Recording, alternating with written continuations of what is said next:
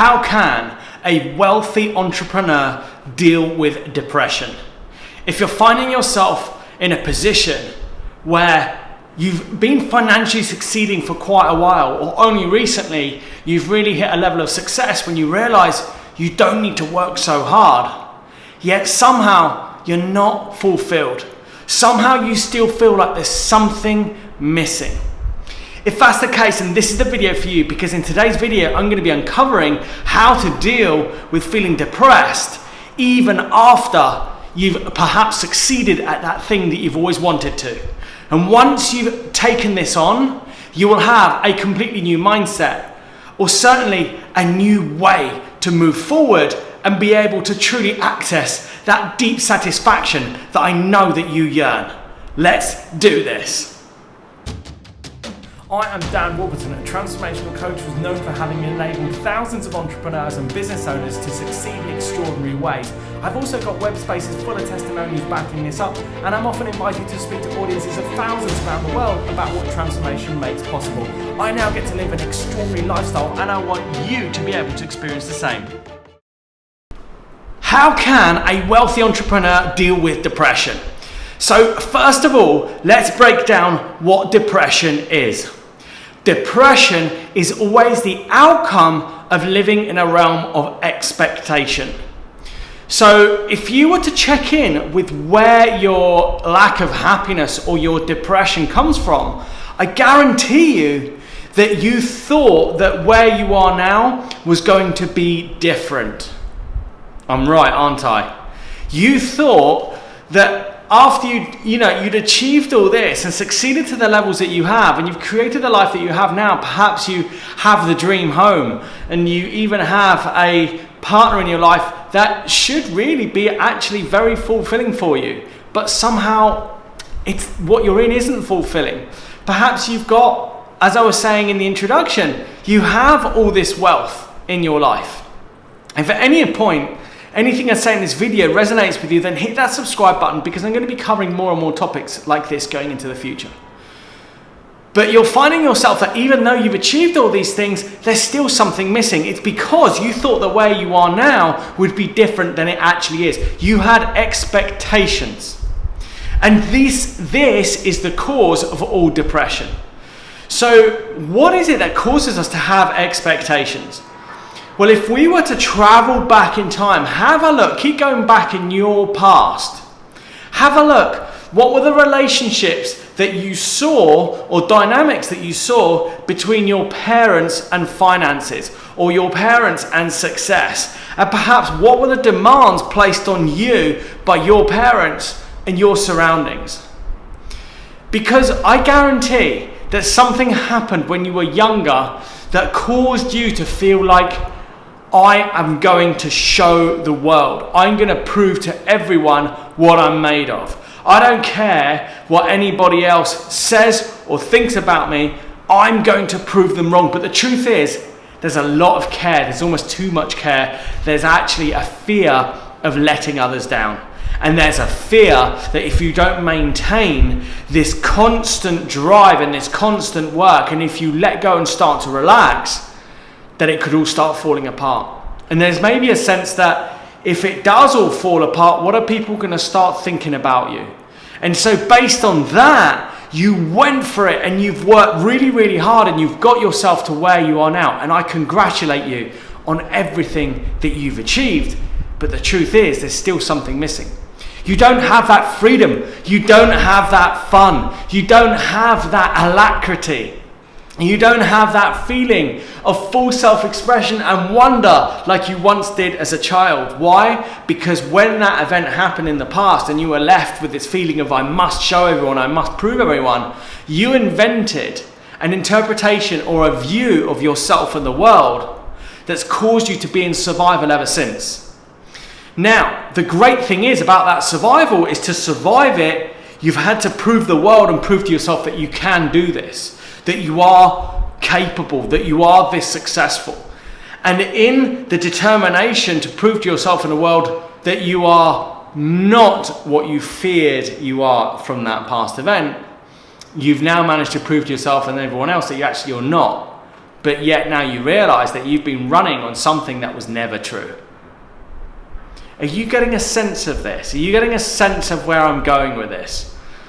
And this applies to all of you out there, all you entrepreneurs at whatever stage or level you're at, that as long as you have expectations, an expectation of what it's going to look like when you arrive, an expectation of how your parents are going to reply to you when you've succeeded, an expectation of how it's going to feel when the world sees you succeeding, that you're going to be fulfilled. Whenever it comes from that place, you're never going to get that expectation met.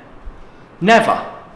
You'll never get expectations met. This is what I want you to get, and that this is the cause of depression. Depression is the outcome of having an expectation that is not met. So going forwards, what you need to do is you need to distinguish what are your views of yourself and the world that's causing you to stay in this consistent drive. What is the views of yourself and the world that cause you to feel that you must absolutely 100% succeed, or your world and life is just going to be unbearable based upon what others are going to think or say of you? Because that level of pressure is only ever going to leave you, yes, possibly working quite effectively and working hard, but it's never going to produce a lifestyle of continuing, deepening satisfaction. What you need to do is you need to distinguish what are the views that you have of yourself and the world that's causing you to be a slave day in and day out, to have to fulfill, not becoming the views that you subconsciously think you are and are not. I see this time and time again in all the people that I coach. They feel that they must fit into the world. They must do things in a certain way to be liked, to be wanted, to impress others. And as long as they keep living that way, what happens is they end up always chasing the pot of gold at the end of the rainbow. There's always somewhere else to get to, somewhere that they are not now, that they won't be happy or satisfied or pleased until they get there. And then whenever they are still not satisfied and not fulfilled. Why? Because they're still trying to fulfill expectations based on interpretations of what they think they are and think they are not from the past. And what you need to do if you're feeling this level of dissatisfaction, even though you're actually succeeding in the eyes of others in an extraordinary way, is that you must distinguish these views and stories and opinions about yourself, and then see how they're connected to the expectations that you have, because you'll never meet expectations, because expectations are a fictitious imagination of how something needs to be for you to be happy.